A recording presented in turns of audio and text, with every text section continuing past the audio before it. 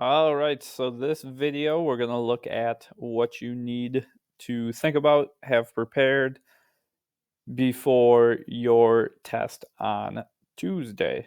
Your test is on Tuesday at 1 p.m. Hopefully, you've heard that already. So, the first thing I'm going to do, because some of you have probably already taken an AP test, you feel good about what you need and what you have to do to prepare for this one. I'm going to just talk about some suggestions specific to the AP Psych FRQ AP exam you're going to have. So, I do suggest that you do a little bit of review, a little bit of studying over the weekend and on Monday as well. It's not going to hurt. I know it's open notes, but it can help you out in the long run. You got to remember you're pretty short on time here. 30 minutes and then 20 minutes is not a long time. So, knowing things ahead of time, feeling confident, will help you in the long run. One of the best things you can do to start reviewing, in my suggestion, or to review, is use these practice exams from AP Psychology that's on YouTube. All right, so you go into the video there. It starts at 17 minutes for the first one, 11 minutes for the second one, and then it has a screen that has a prompt for the first question, and then it has a clock up there that says 30 minutes. So it'll time it for you, tell you when you have to finish up by, and then it'll give you a second question, just like it will be for you on Tuesday. So if you do that, you can do both of them.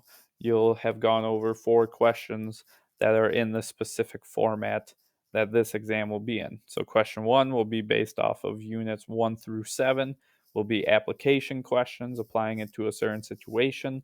And then question 2 will be research methods and analyzing a psychological research setup. Now, when you get to the exam, you got to remember you only have 30 minutes and then you have 20 minutes.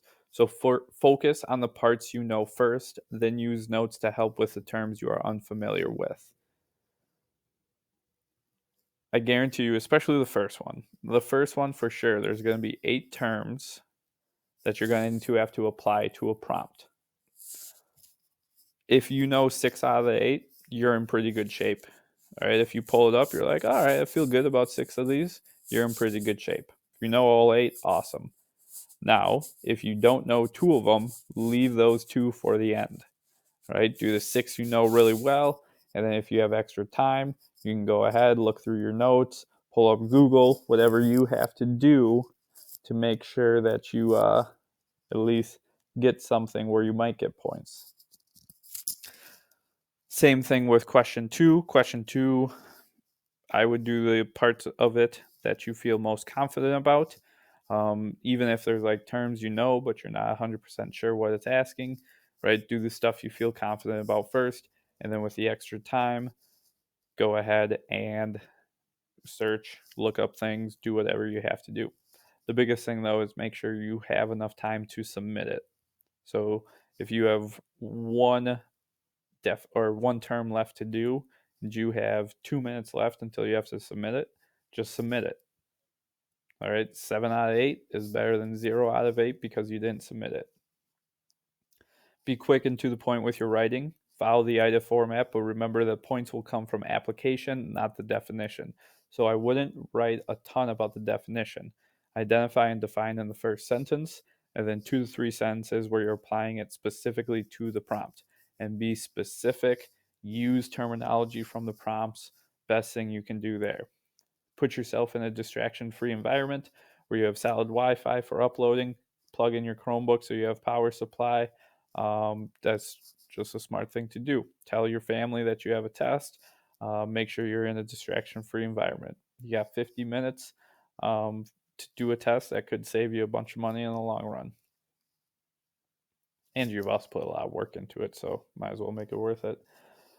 Have your review methods cheat sheet with you. All right, we have a lot of terminology that you should have on there. That'll be a good reference to you. Once again, that's to help you save time. It doesn't help to have a bunch of tabs open and be bouncing back and forth. If you just have one tab up where you can type and then you have that sheet that you can just look at, for the definitions, that's much more beneficial than having to switch between tabs. Now, if you do have tabs you want to pull up, I would suggest doing that before the exam actually starts. That way you don't have to wait for them loading. And then the other part too would be use Control F. So the Control key, F key at the same time, so you can search and find specific terms in your Google Docs. I already told you about the AP Psychology Review YouTube channel. The other thing too, and I'll talk about this as well in a little bit, is I strongly suggest that you just copy and paste and upload. All right, copy and paste on a Google Doc or type on a Google Doc, copy and paste it into the exam browser, and then submit it that way. The people that are having the most trouble submitting work are those that are trying to take a picture of their handwritten stuff and uploading that picture. Right? Those are the people that are having the most difficulty. So I strongly suggest you just go with the copy and paste. The other thing I heard too was if you have Grammarly active on your browser, make sure you take that off. So like here, it'd be up here on the Google Chrome here. It would say Grammarly. All you have to click on it, and you should just be able to say deactivate or turn off, whatever it is. So now, and you have these two websites, the to-do checklist and the exam preparation tips. You have those available to you.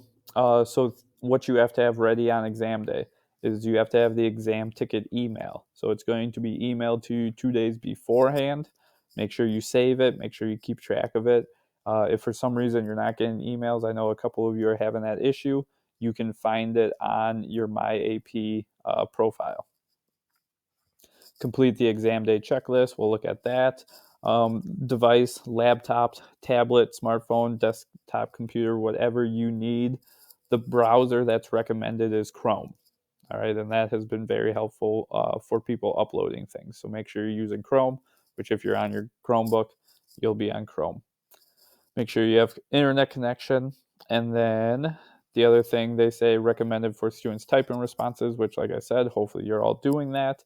Microsoft Word, Google Docs, right? You all have Google Docs, so you're good to go on that. Your things you can have, class notes or study guides. So you can have your cheat sheet, you can have your vocab packet pulled up, you can even have textbooks, anything. You just cannot communicate with each other. So you just have to work on your own. The exam day checklist.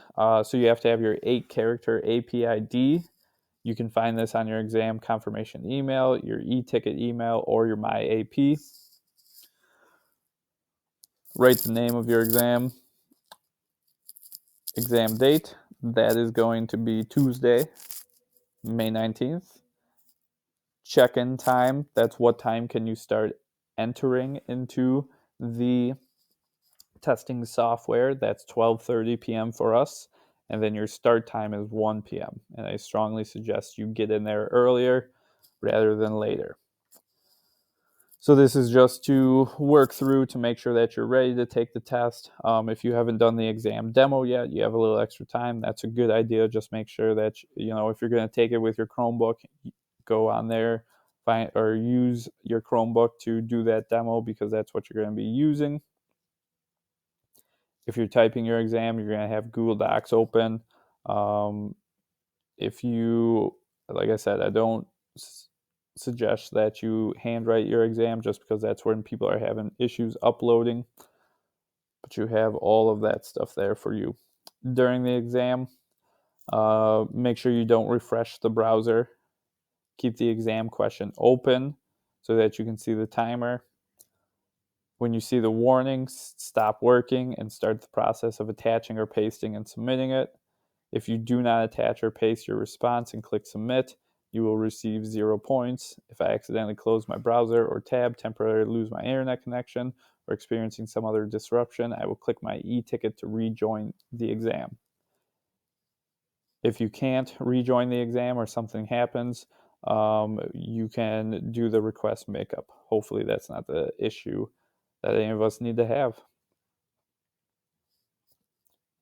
Other than that, I think we should be good. If you do have specific questions, let me know.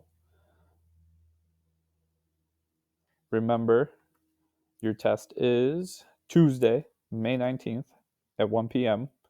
You can start signing in at 12:30 p.m. I'll probably I'll throw out a Google Meet link if you got any questions or anything to do beforehand, probably from like 11:30 to 12:30. So if you have any final questions or just want to check in and make sure everything's going well, we can do that. I'll talk to you later. If you have any questions, let me know.